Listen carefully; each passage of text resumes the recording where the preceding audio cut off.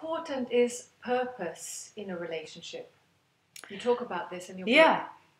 Well, purpose was the reason that we started the relationship. I mean, before we met this person, we had a kind of a vague intention of whether we were aware of it or not. We had an intention to start a relationship. So that's all there was in the beginning. And at the beginning, then, we were quite hopeful and we were looking forward.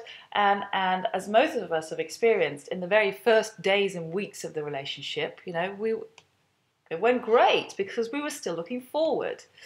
And then somewhere along the way, gradually, our logical thinking has kind of crept through the back door and has turned our thinking from forward-looking to backward-looking, and has kind of got us focusing on reasons, either why my partner is the right partner or why he's the wrong partner. So we've started to look back instead of forward. And what intention does, or purpose, you can also call it that, is it focuses our attention forward. And there are lots of areas in life where we apply our attention or our sense of purpose on a daily basis, whether it's driving somewhere or cooking something or growing a garden or starting a business or running a conversation with a certain purpose in mind. And in those areas, what we see is that one of the things is that it kind of brings us into contact with some of the best qualities we have.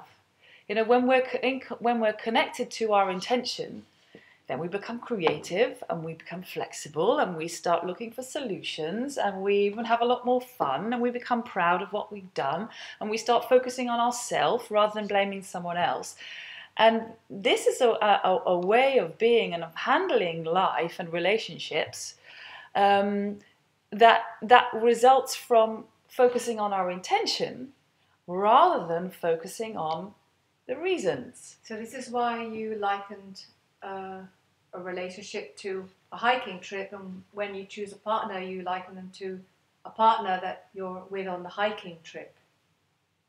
Well, yes. I mean, not everyone enjoys hiking. I happen to enjoy hiking, but hiking is just a metaphor. It's a metaphor for something I've decided to do. Now, with somebody else, it may be playing a game of golf, or it may be driving a great car. So it's something I've set out to do, and but it also involves a certain amount of effort,